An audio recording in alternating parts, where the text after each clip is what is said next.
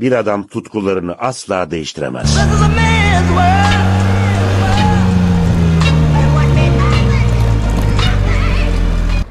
Evet arkadaşlar, herkese selam. Sizinle daha önce de bu güzergahta yol almıştık. Videolarım vardı bu güzergah üzerinde. Burası Alanya'nın Gedevet Yaylası'na giden yol. Aslında oradan daha ilerisinde başka yaylalara doğru da gidebilirsiniz ama ilk olarak sizi karşılayacak ve çok fazla tercih edilen yayla yakın olduğu için Gedevet Yaylası. Hem oraya doğru götüreceğim merkezine kadar sizleri.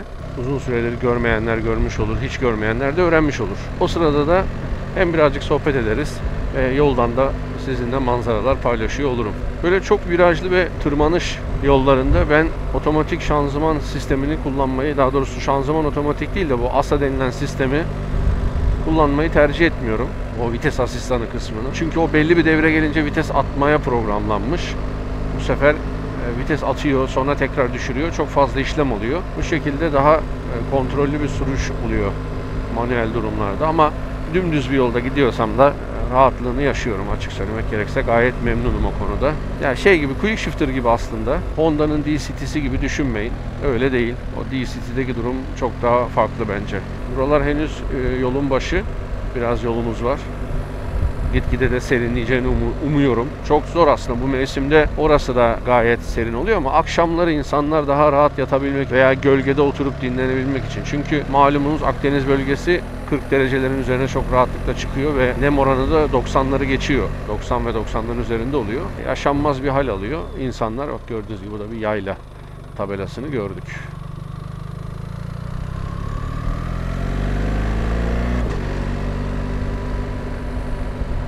Burada oturanlar için manzara gerçekten güzeldir.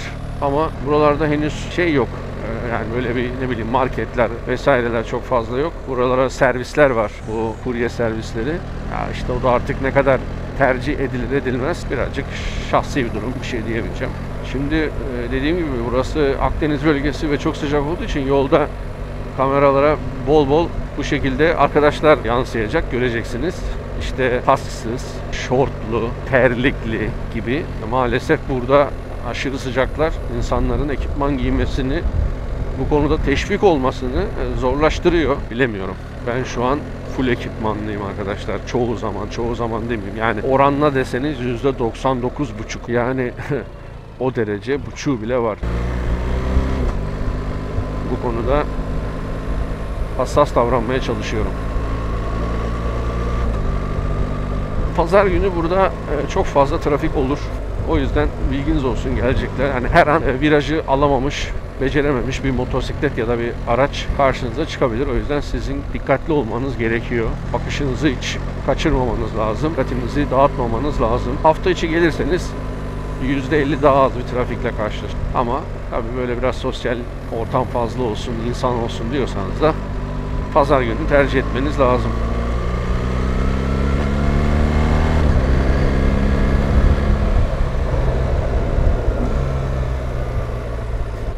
Bu arada mikrofonum yeni. Kablosuz mikrofondan kabloluya geçtim. Aslında tam bir geçiş de değil. Şöyle anlatmak daha doğru.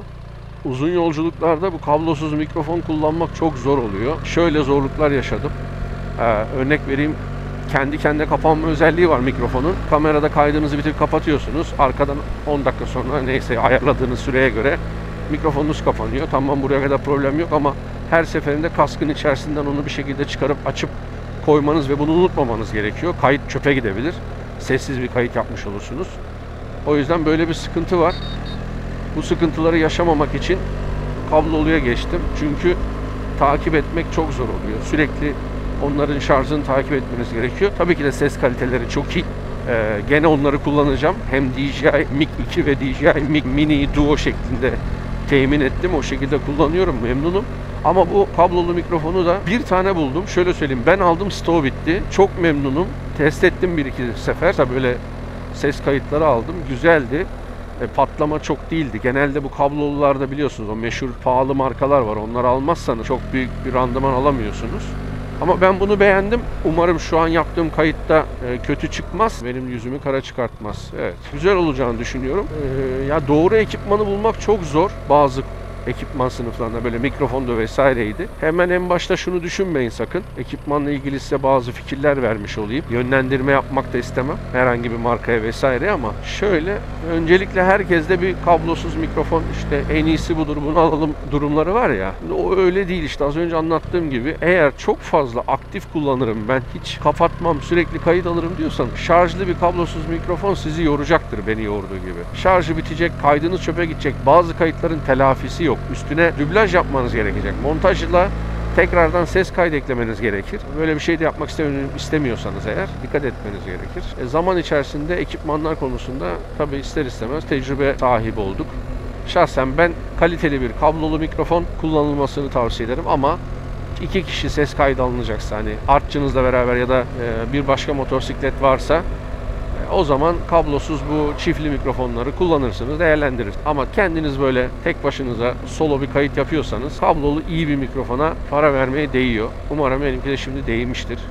Kayıtlarda anlayacağız. Bu kamera montajlama konusunda da herkes, işte kimisi kafasının, kaskının üzerine, kimisi çenesine, kimisi motosikletin üzerine konumlandırıyor. Bunun bir ideali yok. Herkes nasıl bir görüntü almak istiyorsa o şekilde yapıyor ama mesela benim edindiğim tecrübelerden biri de şu: kameranız çeneye monte edilirken, özellikle o tecrübeyi söyleyeceğim, 0'a 0 olmasın çenenize. Yani kaydı açtığınızı, açmadığınızı, şarjın durumunu vesaireyi göremiyorsunuz. Durmanız gerekir. Şu an bende çenemden ölçeyim, yaklaşık 2 parmak önde ve biraz da yukarıda. Elimle birazcık şöyle zorlayarak başını aşağı eğip, hatta eğmeden de direkt gözümün ucuyla şöyle bakıp ekranın açılıp açılmadığını, şu an aktif kayıtta olup olmadığını üzerindeki o kırmızı kayıt ledinden görebiliyorum. Bu çok büyük bir avantaj, çünkü kapanıyor veya kayıttan çıkıyor, bir şey oluyor, hiçbir şeyden haberiniz olmuyor. Bence bunları bir değerlendirebilirsiniz. Size faydası olabilir bu söylediklerimin.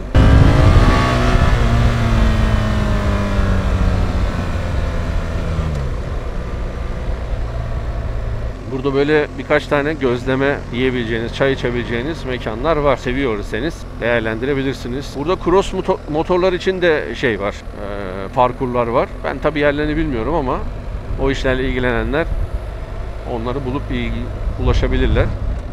Gayet keyifli. Şurada geniş bir alan var. Bakalım neymiş burası. Geçenlerde burada böyle bir yangın vardı. Helikopter sürekli geliyordu. Sanırım bu o. Motorumuzu stop edelim.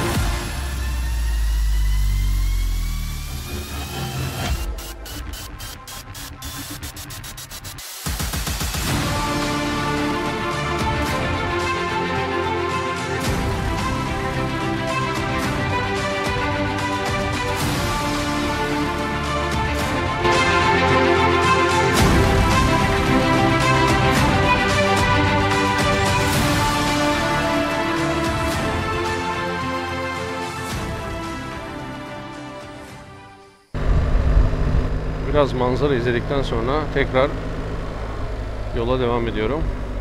Arkadaşlar, ekipmanlarınızı giymeye gayret gösterin. Elinizden geldiği kadar ekipmanlı motosiklet kullanın. alıştığınız zaman kendinizi kötü hissediyorsunuz. Zaten kullanamıyorsunuz. Yani ben mesela ilk başlarken eşime çene açık kask almıştım. Yani yarım kask diye tabir edilen açık kask. Hiçbir şekilde hani açılır kapanır da değil. Şimdi onunla motora binmek istemiyor. Kendini güvende hissetmiyor.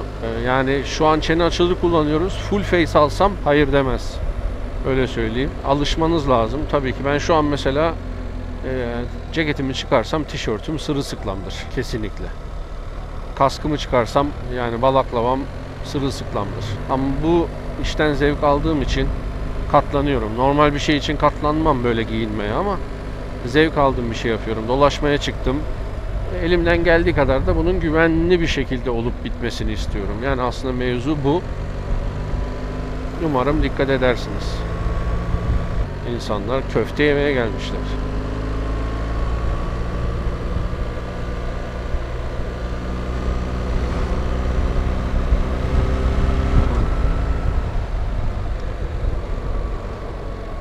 Evet, bir süredir video atamıyorum. Bu ekipmanlarla da uğraştım birazcık açık söylemek gerekirse.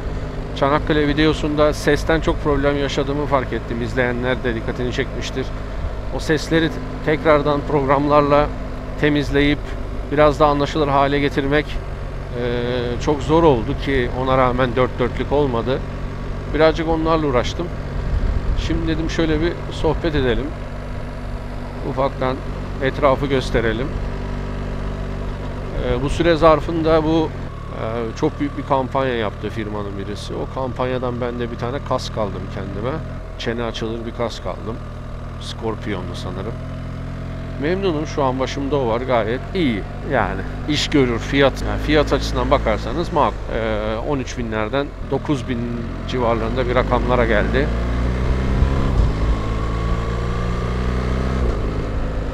Ya benim çok işimi gördü açık söylemek gerekirse. Adamı da linç ettiler biliyorsunuz değil mi? Yani kampanya yaptı, linç etmeye çalıştılar ya. Neymiş işte, yok ben aldım da ürün nasıl biter de. Ya bunlar olur arkadaşlar ya. Olabiliyor yani. Olmasın tabii ki de. O başka konu da bunun altında bir art niyet aramak çok saçma bence. Çünkü benim anladığım kadarıyla bu bahsi geçen firma Türkiye'nin en eski firmalarından birisi. Bunca zaman motosiklet camiası için birçok şey yapmış. Öyle bir anda vay paraları çalıştırıyor mu dememişler. İşte efendim şudur da budur da vesaire. Vallahi ben 2 tane sipariş verdim. Bir tanesi iptal oldu. Ücret iadesini aldım. Diğer siparişime de kavuştum. Yani kendilerine de teşekkür ediyorum. Vallahi ben gayet memnunum. Keşke diğerleri de yapsalar böyle kampanyalar. Ama öyle bir kampanya yapacak havaları yok. Kampanya yapanı da alaşağı etmek için güzel lobiler kurdular yani. Ama başarılı olamadılar. Bence firma amacına ulaştı. İnsanlara ekipman sahibi yaptı. Ve ben dedi, açık söyleme benim hissettiğimi söylüyorum. En büyük benim dedi yani. Diğerleri derdine yansın bu saatten sonra. Bu şeyi de çok bu aralar dikkatimi çekiyor. Şimdi bu iş iyice herkesin ekmeği oldu. Keyfi böyle gezme tozma videosu çeken kardeşlerimiz, akranlarımız, abilerimiz kalmamış. Yani işte mesela evet arkadaşlar, bu mont yazlık bir mont. O kadar yazlık, o kadar güzel ki ben gece yatarken bile giyiyorum'a dönmüş. Efendime söyleyeyim, vay efendim şu marketten şu örtüyü aldım, şu cımbızı aldım. İyi ki almışım. Bunu almadan önce kulağım duymuyordu, gözüm görmüyordu. Anlatabiliyor muyum? Abartıyorlar. Siz bunlara düşmeyin. Ben size söyleyeyim. Herkes ekmeğinde yani. Hiç onların sözüne lafına bakmayın. Boş. Kusura bakmasınlar onlar da. Yani onlar bunu size söyleyemezler. Dediğim gibi ekmeğinde. Yani bir firmaya gittiniz, bir ürün alacaksınız. Firma çalışanı alma bu ürünü diyemez. Dersi işinden olur, duyulursa, öğrenilirse. Diyemez. Yok böyle bir muhabbet. Madem böyle bir şey yok, o zaman dediğim gibi yani. Bakalım bugün ne kadar kalabalık. Buradan nereye gidiyormuş? Gökbel, Taşatan. Oradan bir yol daha var mesela, başka bir yaylaya daha gidebiliyorsunuz. Dere Türbelinaz köyüne hoş geldiniz. Dere mahallesi. Vay vay vay vay vay. Evlere bakın. Yayla demeye bin şahit ister.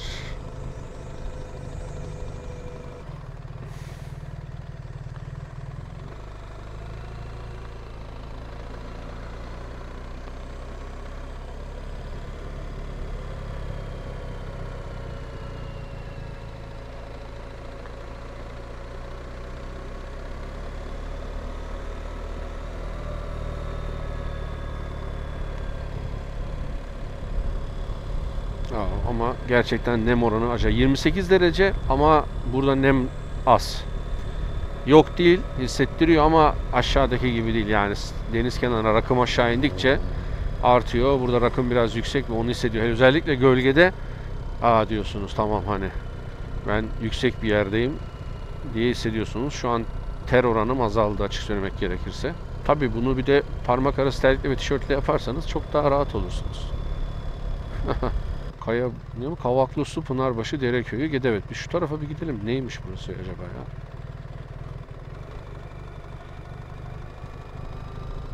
Öbür tarafa da geçeceğim. Ben buraya hiç gitmedim. Buraya tahmin ettiğim yerse dönüp öbür tarafa geliyordu gibi hatırlıyorum ama öyle olmaya da bilir. Şu an gölgedeyim. O kadar keyifli ki gölge. Evet, gördüğünüz gibi böyle dağlarına evler yerleştirilmiş. Çok da güzel olmuş.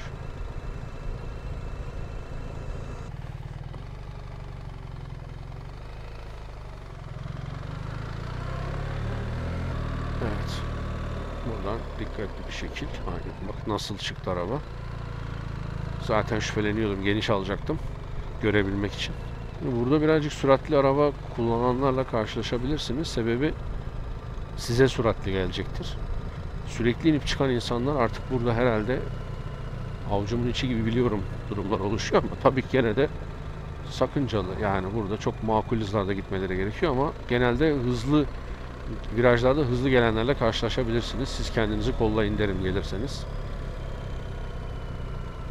Her yer çiçek böcek açmış, çok güzel. Kalabalık, herkes yaylaya göçmüş. Şimdi izleyenlerden bu nasıl yayla ya, şehir diyeceksin. Evet, eskiden böyle değilmiş. Ama çok fazla popülasyon artmış burada. Artınca da durum bu. Ama gene de keyifli bir yer. Güzel yani. 72 plaka bile araç var. Helal olsun. Gezmeye gelmişler herhalde. Bir cami var. Sebze meyveler var.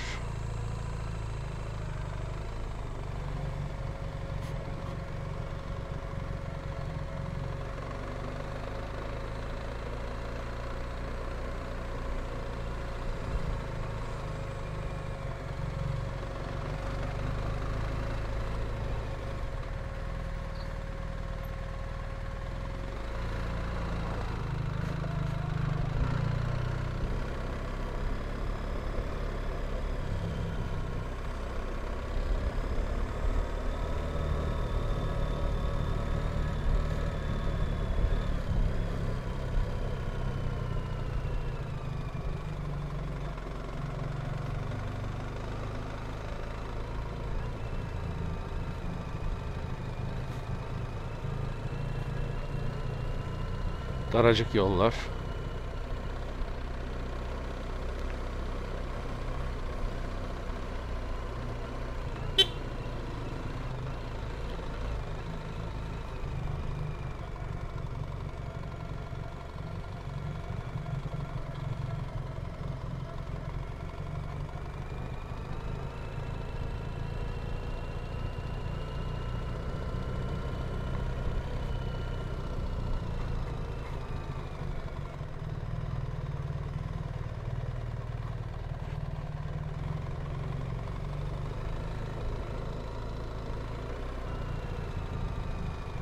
Akşam burası püfür püfür oluyordur arkadaşlar. Gayet keyiflidir yani. Şimdi bile gölgede oturulur. Verdiği hissiyat o yani. Gölgede oturursun hissi veriyor. Evet, buradan aşağı doğru gidiyor. Gene böyle birbirine benzeyen küçük mahalleler, sokaklar. O yüzden buradan döneceğim. Şuradan daha mı rahat dönerdim ki acaba? Şuradan deneyeyim. Evet.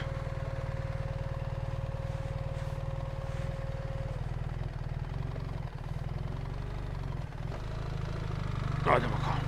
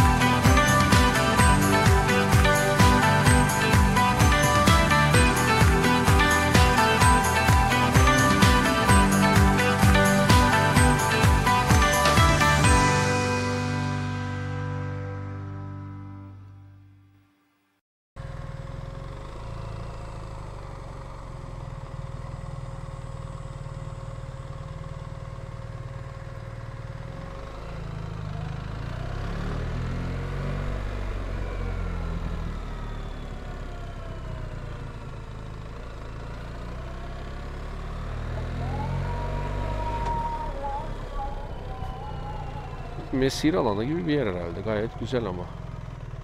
İleri doğru mezarlıklara gidiyor. Oraya girmeyelim biz şimdi.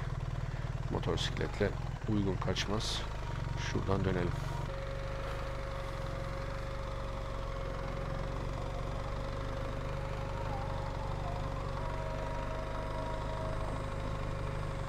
Burada piknik alanları. Şu yan tarafta restoran var anladığım kadarıyla. Güzel. Gayet de kalabalık.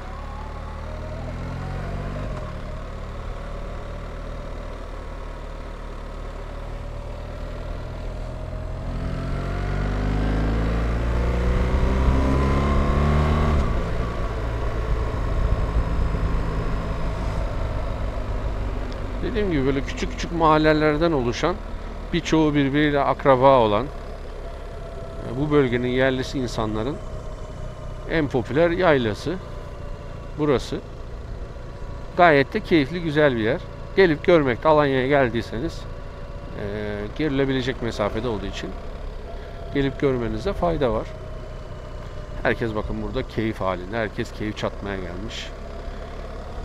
Pazar tatili yapıyorlar.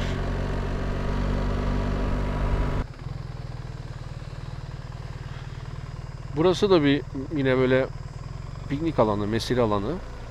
Burası çok kalabalık oluyor. Yani pazar günleri çok erken saatte gelmezseniz yer bulamazsınız. İşte çocuk parkları, böyle kamelyalar, piknik sandalyeleri, masaları böyle insanlar için yapılmış. Vakit geçirebileceğiniz bir yer.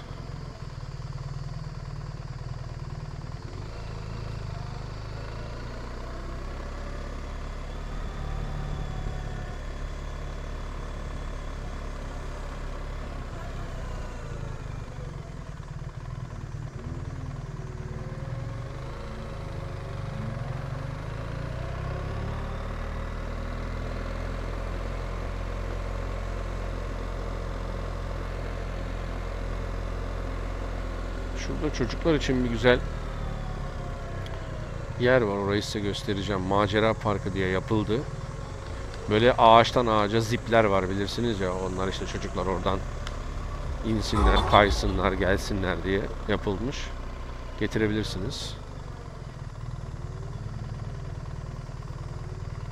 İçeride atla gezme imkanı falan da var sanırım. İnternetten bir bakın ama gene de. Giriş ücretli. Hani o ücrete ne dahil bilmiyorum açık söylemek gerekirse.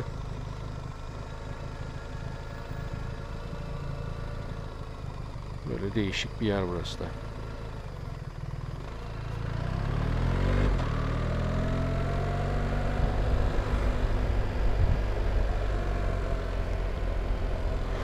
Buraya da su hattı döşüyorlar. Temiz su hattı belli ki.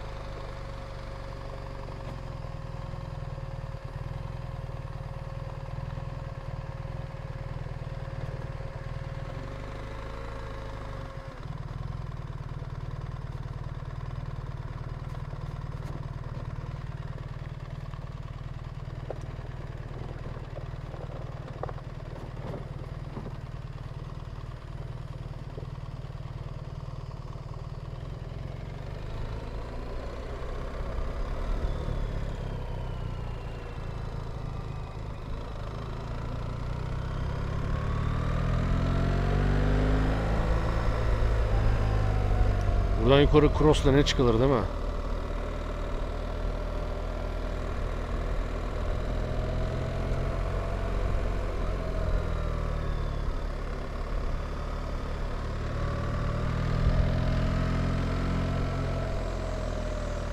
Evet, burası da böyle bir yerde.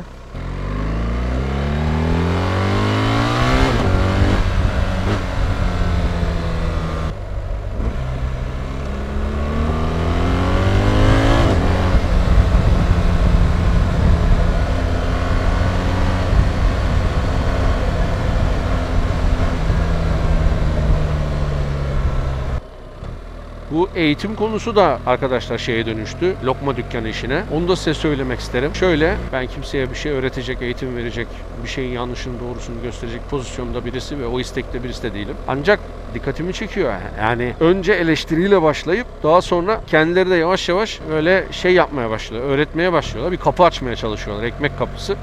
Herkes bu işi bu işi çok iyi yapan birisi, çok iyi motosiklet kullanıyor diye bir başkasına çok iyi kullanmayı öğretecek garantisi yok. Öğretemeyebilir.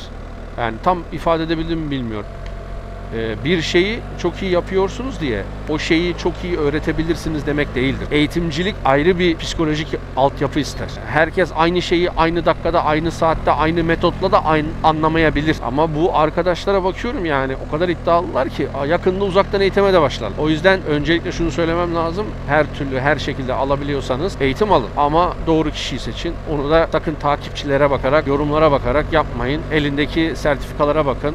Kariyerine bakın, eğitim alacağınız eğitmenin. O şekilde yapın. Benim fikrim bu. Çok takipçisi var diye bilmiyor değil. 10 numara biliyordur ama size 10 numara öğretemeyebilir. Demek istediğimi anladınız umarım. Sizin tarzınıza uymayabilir. Ona bir dikkat edin derim yani. O eğitim konusunda çok şey olmayın. Aceleci davranmayın. Acele karar vermeyin. Gerçekten size bir şeyler katabilecek birisiyle eğitim alın. Onunla çalışın. Eksiklerinizi de doğru analiz edip üzerine gidebilirsiniz. Ya bu müfredat gibi uygulanacak bir şey değil çünkü. Ben az önce onu anlatmaya çalıştım. Hatta buna değinen bazı eğitmenler videosu da izledim. Ona değinmeleri çok hoşuma gitti. Kimi izlemiştim? İsmini Nuri'ydi, evet. Nuri Bey'in videosunun bir tanesinde söylüyor kendisi de. Ya bir tane öğrenci diyor 1 saatte algılar, diğeri 2 saatte algılar. Ama karşınızdaki insan bu işi paraya döktüyse, eğitmen yani, 2 saat içerisinde anlatır ve o 2 saat içerisinde alan alır, alamayan alamaz. Yani bir grup eğitim. Ama sorumluluk sahibi bir eğitmense sizin o 2 saat boyunca konuyu çok yanlış anladığınızı, yanlış taraftan baktığınızı analiz eder. Gerekirse size birebir bir eğitim almanız tavsiyesinde bulunur. Ya da sorumluluk sahibi bir eğitmen değilse tamam hayırlı uğurlu olsun hadi bakalım çık yollara der. Ya ben bunu söylemek istedim, yanlış anlaşılmasın. Ne eğitime karşıyım ne de eğitmenlere karşı bir tavrım var. Beni ilgilendiren bir durum yok ama bu gözden kaçırılıyor gibi de hissediyorum. Ne yapıyorsunuz gençler? Kask yok, hiçbir şey yok. Büyük ihtimalle ehliyetleri de yok. Sıkıntı. Evet, bugün öyle bir sohbet videosu yapalım dedim. Biraz manzara. Şöyle manzarayı size göstereyim ve izlediğiniz için teşekkür ediyorum. Daha başka videolarda tekrardan görüşürüz. Kendinize dikkat edin. Sağlıkla kalın. Ekipmanla kullanın. Acele etmeyin. Bay bay.